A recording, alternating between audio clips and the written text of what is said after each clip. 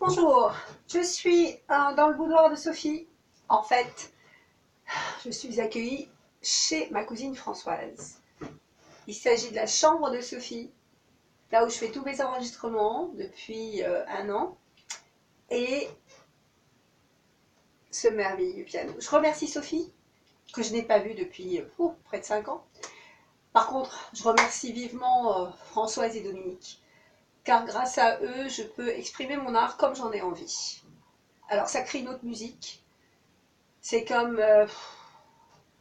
les DJ ou les autres personnes du monde artistique qui ont voulu innover des choses et qui sont décriées.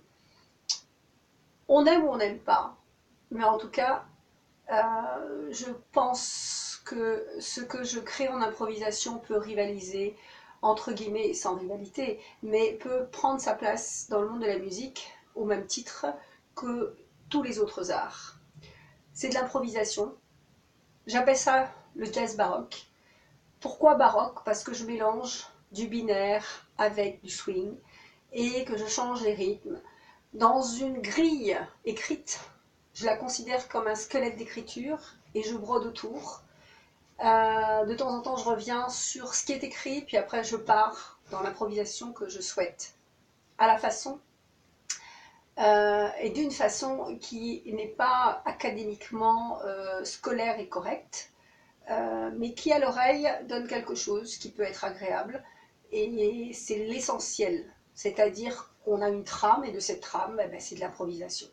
Donc et vraisemblablement, ça crée aussi un autre morceau, mais la base, elle est écrite. Et là, je vais partir sur une musique de Carlos Jobim, ça vous donne une indication. Mais cette musique de Carlos Jobim, elle a certainement été prise dans un ensemble classique d'écriture d'époque, peut-être de Bach ou de Chopin, puisqu'il s'est beaucoup inspiré de ces deux auteurs, compositeurs. Et voilà. Et je vais en faire autre chose. Ah, Corinne Dominique Maury. Dominique, c'est le prénom de ma marraine. Corinne, c'est mon premier prénom. Claude, c'est le prénom de mon parrain. Et Cora, c'est le prénom à la mémoire d'une chanteuse qui plaisait beaucoup à mon père. Cora Bocquer. Voilà.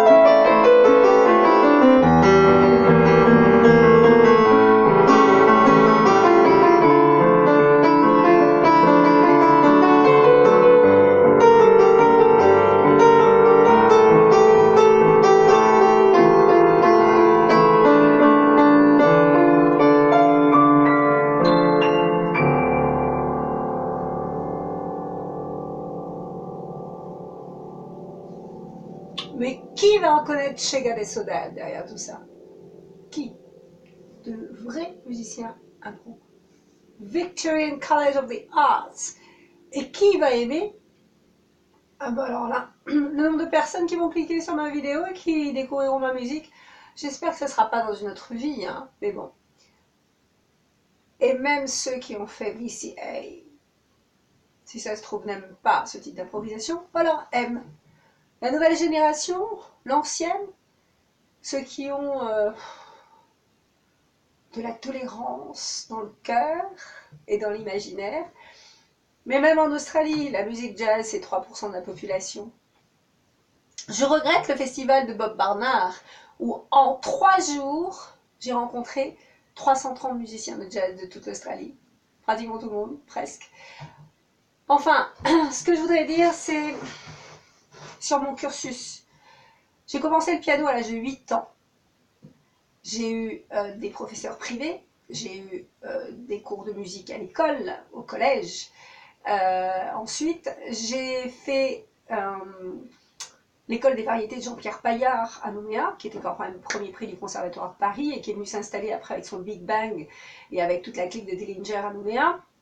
J'ai eu la chance, quand j'étais enfant justement, de faire 3 notes de piano en 4 mains avec Dillinger, et j'étais petite, mais aussi après, à l'âge de 13 ans, avec Memphis Slim au caveau de la Huchette. On était en vacances à Paris, de passage, et on a eu l'occasion de rencontrer Memphis Slim en 1979 au caveau de la Huchette. Et là, j'avais 13 ans, des cheveux longs jusqu'en bas des reins, un jean, un petit t-shirt blanc, et j'étais la seule gamine de la boîte. Ma mère m'empêchait de danser avec tout le monde. Ah non, non, elle est jeune, elle est trop jeune, elle a 13 ans, etc. Et Memphis m'a dit, mais on m'a dit que tu savais jouer au piano, viens faire un 4 mains avec moi. Donc il m'a indiqué ce que je devais faire. Et ensuite il a regardé mes mains et m'a dit, mon Dieu, laisse tomber la musique classique, tu n'y arriveras jamais, tu joueras jamais Rachmaninoff comme tu en as envie. Tu as des mains qui sont trop petites, par contre fais du jazz, ou joue du Chopin, ou joue du Bach, etc. Voilà, mais j'ai rencontré ce monsieur, et c'était très impressionnant, je riais parce que ses mains étaient, la paume de main était à l'écart du piano, était à l'extérieur du piano, et les doigts étaient sur le piano. Alors que moi, c'est l'inverse, parce que mes mains sont tellement, tellement petites. Petites, petites, petites. Mais bon, c'est comme ça. J'ai une seule chose à vous dire. Faites de la musique. Comme vous en avez envie, mais surtout faites de la musique.